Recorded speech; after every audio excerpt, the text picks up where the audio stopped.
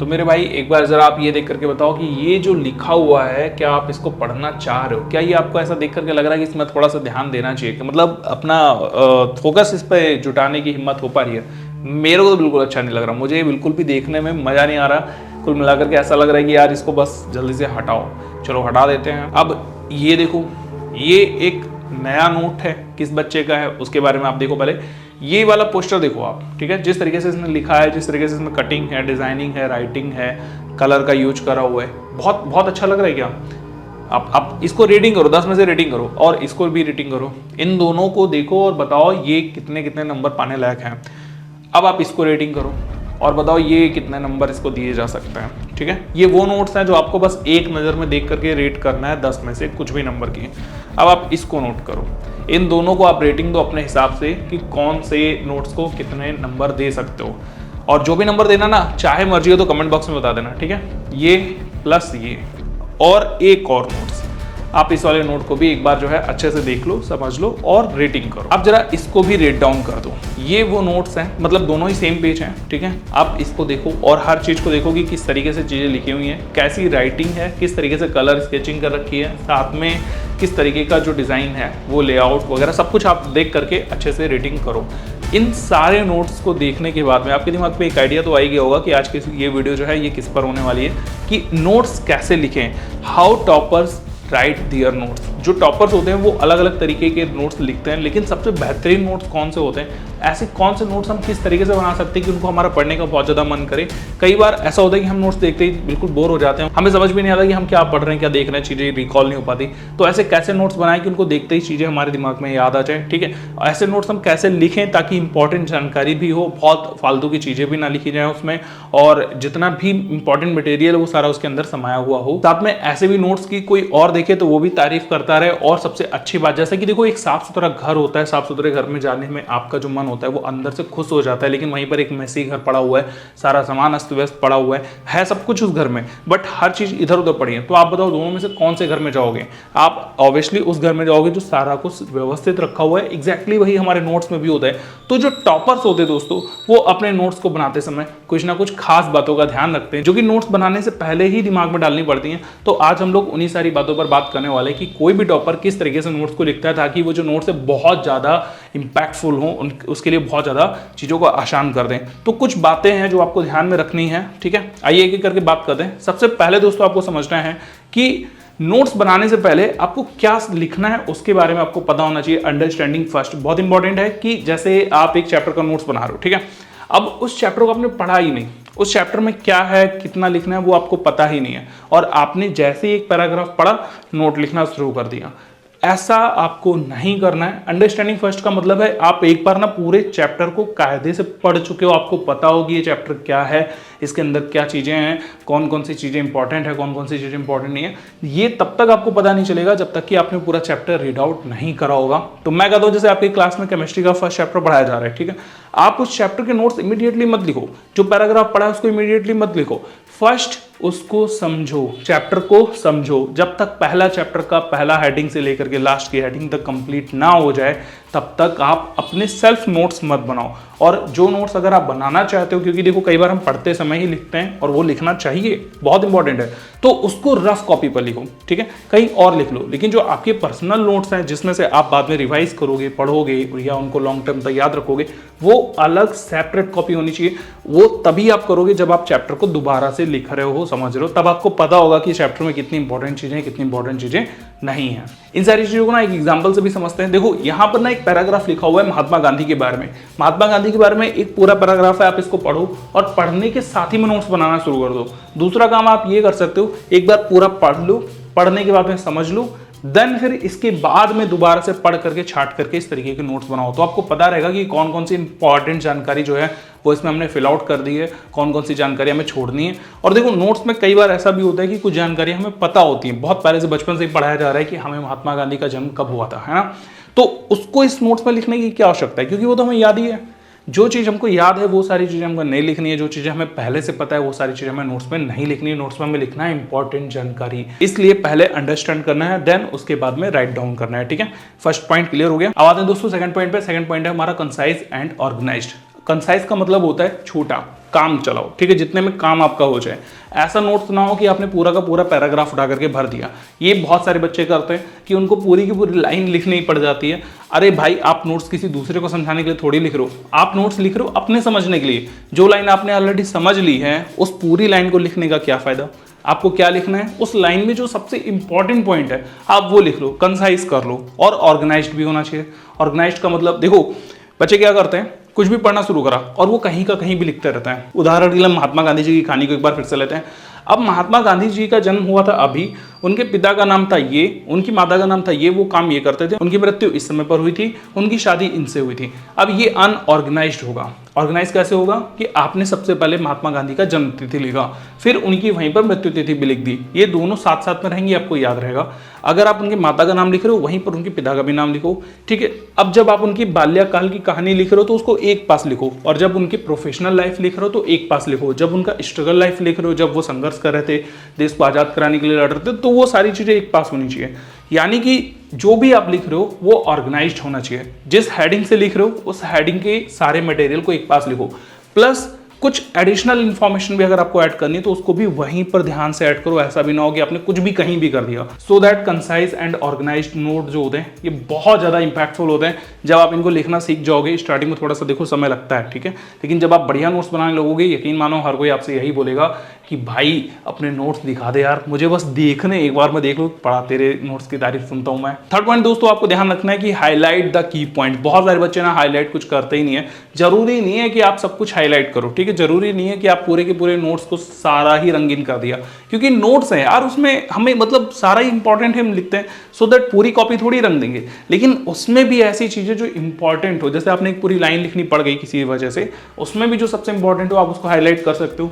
इसके अलावा आप चाहे तो पूरे के पूरे पैराग्राफ को हाईलाइट कर सकते हो, बट अगर वो बहुत ज्यादा इंपॉर्टेंट है तो मैं ये कहूंगा कि आप केवल उन्हीं चीजों को हाईलाइट करें जो बहुत ज्यादा इंपॉर्टेंट है। जैसे कि आप आइडेंटिफाई की पॉइंट्स को हाईलाइट कर सकते हो, फॉर्मूलाज को हाईलाइट कर सकते हो, डेफिनेशंस को हाईलाइट कर सकते हो, कॉन्सेप्ट हाईलाइट कर सकते हो। इसके लिए आप सेवरल कलर के पेनों का यूज कर सकते हो, स्केच पेन यूज कर सकते हो, या फिर और भी कोई क्रूशियल इंफॉर्मेशन है उसको हाईलाइट कर सकते हो। तो इन सारी चीजों को हाईलाइट करके रखने से आपके जो नोट्स होते हैं वो कलात्मक दिखने लगते हैं। और एक स्टडी में ये पाया गया था कि ब्लैक एंड व्हाइट नोट्स से, यानी कि आपने ऐसे ब्लैक और ब्लू पेन से जो नोट्स लिख रखे हैं और वहीं पर जो कलरफुल नोट्स लिखे हुए हैं, तो कलरफुल नोट्स जो होते हैं वो दिमाग में आपके लंबे समय तक याद रहते हैं। इसलिए आप हाईलाइट करें, बट ऐसा भी ना हो कि आप पूरी की पूरी कॉपी को ही हाईलाइट कर दे रहे हैं। जैसे कि आप ये दो एग्जाम्पल देखो, इसमें क्या करें, हरा हरा पूरा कॉपी रंग दिया। क्या फायदा ऐसे रंगने का, मतलब सब कुछ इंपॉर्टेंट है और आप इधर देख लो भी कहीं भी कलर लगा दे रहे हो, और तो और ऊपर साइड में ये देखो यहाँ पर भी एक कलर कर दिए। मतलब इनका काम ये नहीं था कि इंपॉर्टेंट चीजें समझे, इनका काम था बस केवल पेन उठाओ, हाईलाइटर उठाओ,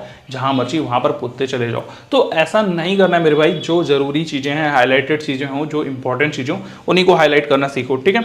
हाईलाइट करने के कुछ नियम है, हाईलाइट करने के कुछ नियम है जो कि आपको ध्यान से समझना है। जैसे कि आपको सब कुछ जो है सिंगल कलर से हाईलाइट नहीं करना है। इसके अलावा आप डिफरेंट डिफरेंट कलर यूज कर सकते हो, बट कौन से कलर कहां पर यूज करने इसका बहुत विशेष ध्यान रखना, जो कि यहाँ पर मैंने आपको बताया है। और हर कलर का ना आपको एक स्पेसिफिक पर्पस भी डिसाइड करना पड़ेगा, असाइन करना पड़ेगा कि मैं जितने भी एग्जांपल हैं उनको केवल और केवल येलो कलर के हाईलाइटर से ही हाईलाइट करूंगा। इसके अलावा ग्रीन कलर से मैं केवल डेफिनेशन हाईलाइट करूंगा, रेड कलर से मैं केवल और केवल हेडिंग्स हाईलाइट करूंगा। तो ये आप अपने हिसाब से कर सकते हो। जैसा कि मेरे हिसाब से यहाँ पर ये देखो, जैसे मैंने पिंक दिया हुआ है केवल और केवल टाइटल्स के लिए और हेडिंग के लिए, ठीक है, जो हेडलाइंस होती हैं उनके लिए मैंने पिंक कलर को असाइन करा है। जहां भी मेरा पिंक कलर मिलेगा मुझे पता रहेगा कि ये मैंने करा है केवल और केवल हेडिंग्स के लिए। सेकंड दोस्तों, ब्लू वाला मैंने जो है कुछ वोकेबुलरी वाले जो वर्ड होते हैं या टर्मिनोलॉजी के वर्ड होते हैं उनके लिए मैंने इसको असाइन कर दिया कि मैं ब्लू कलर सिर्फ वहीं पर यूज करूंगा। ग्रीन कलर मैं डेफिनेशंस के लिए यूज करता हूं या एक्सप्लेनेशन के लिए यूज करता हूं। इसके अलावा ऑरेंज कलर दोस्तों मैं केवल और केवल एग्जाम्पल के लिए यूज करता हूं। और येलो जो होता है वो अदर इंपॉर्टेंट इंफॉर्मेशन जो मेरे हिसाब से मैंने अपने हिसाब से यूज करके रखी, मतलब जो मैंने अपने हिसाब से लिख करके रखी है उसके लिए शाइन कर देता हूँ। उदाहरण के लिए एक डेफिनेशन लेते हैं, उस डेफिनेशन में मुझे केवल 3 एग्जाम्पल चाहिए थे, बट उस डेफिनेशन से जुड़ा हुआ उसका ऑथर का नाम, उसके रिसर्च का टाइम, ये सब कुछ उस जगह पर जरूरत नहीं है, उस पर्टिकुलर सब्जेक्ट में उस टाइम पर जरूरत नहीं है, बट मैंने कहीं से इंटरनेट से ढूंढ के लिख दी तो मैं उसको येलो कलर से हाईलाइट कर देता हूँ। तो ये मेरे कुछ तरीके हैं जो कि आप अगर असाइन कर लोगे स्टार्टिंग में नोट्स में अपना मतलब टर्म वगैरह कहीं पर भी बना करके रख लो तो ये आपको लॉन्ग टर्म में काफी ज्यादा बेनिफिट देगा। अब दोस्तों यहाँ पर इन सारी चीजों को ध्यान रखते हुए ना, ये 2 नोट्स के एग्जाम्पल हैं, आप इन नोट्स को बड़े ध्यान से देखो और समझो कि किस तरीके से नोट्स जो हैं जिसने ये नोट्स बनाए वो बढ़िया तरीके से बनाए, इनको देखने में भी कितना अच्छा लग रहा है, समझने में भी कितना अच्छा लग रहा है, और इनको देख करके पढ़ने का मन और ज्यादा कर रहा है। ऐसा नहीं है कि आप मतलब एक बार देखोगे कॉपी बंद कर दोगे, नहीं, ये जब अपने बनाए नोट्स आप पन्ने पलट करके देखते हो ना, यकीन मानो मजा आ जाता है। मतलब इतने खूबसूरत नोट्स आपने खुद से लिखे, उनको बार बार देखने का मन करता है, बार बार जब समझने का मन करता है। ये दूसरे के नोट्स हैं, फिर भी आपको इनको देखने का मन बार बार करेगा, तो सोचो अगर आपने खुद से बना रखा होगा फिर कितना ज्यादा मजा आएगा, है ना। अब दोस्तों हम लोग अगला पॉइंट ध्यान रखते हैं, जो कि है यूज विजुअल एड्स। कहने का मतलब जब भी आप कोई नोट्स लिख रहे हो, वहां पर जो भी इंफॉर्मेशन आपको लगे कि ये लिखनी है लिख दो। जब भी आपको लगे कोई चित्र बना देना चाहिए, आप चित्र बना दो, बिल्कुल भी मत घबराओ। जैसे कि आप डायग्राम्स बनाओ, ठीक है, आप चार्ट्स बनाओ, इसके अलावा आप ग्राफ्स बना सकते हो, कुछ कॉम्प्लेक्स टॉपिक लिख सकते हो। इससे क्या होता है, आपकी जो मेमोरी है वो बहुत ज़्यादा उसको रिकॉल करके रख लेती है, आपका रिटेंशन टाइम बढ़ जाता है। आप जब उसको देखते हो, कहते हैं ना, एक पिक्चर जो होती है वो 1000 वर्ड के बराबर भी हो सकती है। तो आप छोटे मोटे डायग्राम्स वगैरह, ग्राफ वगैरह भी समय समय पर जहां जरूरत हो वहां पर बना सकते हो। जैसे कि यहाँ पर देखो, ये एक डायग्राम बना हुआ है, इसके सारे नाम लिखे हुए हैं। फिर यहाँ पर देखो एक और डायग्राम बना करके बनाया गया है, ठीक है। आप इस तरीके की लाइनें वगैरह बना सकते हो, इस तरीके से आप लिख सकते हो। तो अब इसको देखने के बाद में हमें ये समझ में आसानी से आ जाता है कि इसके 3 पार्ट हैं। अभी हमें लिखने की जरूरत नहीं है, ठीक है, हमें लिखने की जरूरत नहीं है, क्योंकि हम यहाँ पर देख करके समझ सकते हैं, ठीक है। जिस तरीके से लिखा है इसके, हमें इसके एग्जाम्पल या इसके जो पार्ट है, सब पार्ट है, उनके बारे में पता चल जाता है। सो दैट आप डायग्राम का या फिर जो ओवरफ्लो चार्ट होते हैं, इन सबका यूज खूब करो, ताकि आपके नोट्स ईजी बने, उनमें कम लिखना पड़े, ज्यादा से ज्यादा इंफॉर्मेशन आप ऐड कर सको।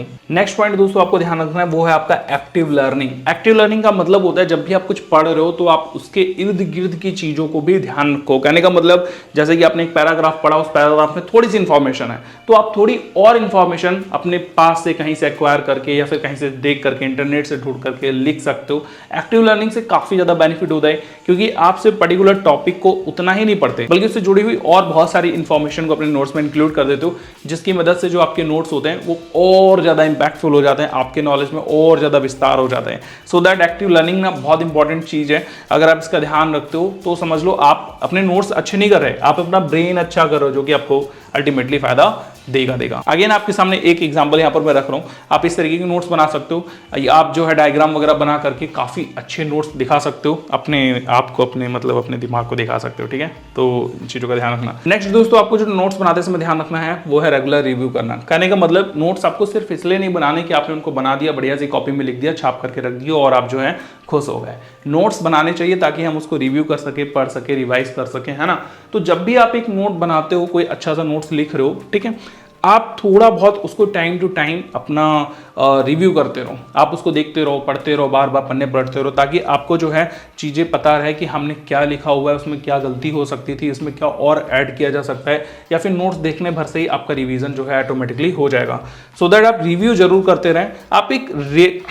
आप एक शेड्यूल बना सकते हो कि मैं भाई हर संडे को बैठ करके अपने नोट्स को देखूंगा, या फिर इस टाइम पर या फिर दिन के 5 मिनट 10 मिनट अपने नोट्स को जो है रोज के रोज रिवाइज करते रहूंगा। तो जो नोट्स बनाने का आपका अल्टीमेटली गोल है वो भी पूरा हो जाएगा कि भाई नोट्स है, हमें रिवीजन अच्छा हो रहा है, हमारी जो ब्रेन नॉलेज है वो भी बढ़ रही है और अल्टीमेटली हर चीज़ हमारी इंप्रूव हो रही है। तो आप यहाँ पर एक नोट देख सकते हो जो कि अंकुर यादव ने बनाया हुआ है। ये हिंदी का नोट है और कितना ज़्यादा देखने में सुंदर लग रहा है ना। बस आपको स्क्रीन ऐसे करनी पड़ेगी, बट आप इसको देखो ध्यान से। अब देखो दोस्त, बहुत सारे टॉपर्स ऐसे भी होते हैं जो नोट्स बनाते ही नहीं है, उसके बावजूद भी वो टॉपर होते हैं, लेकिन ऐसे टॉपर्स बहुत कम होते हैं।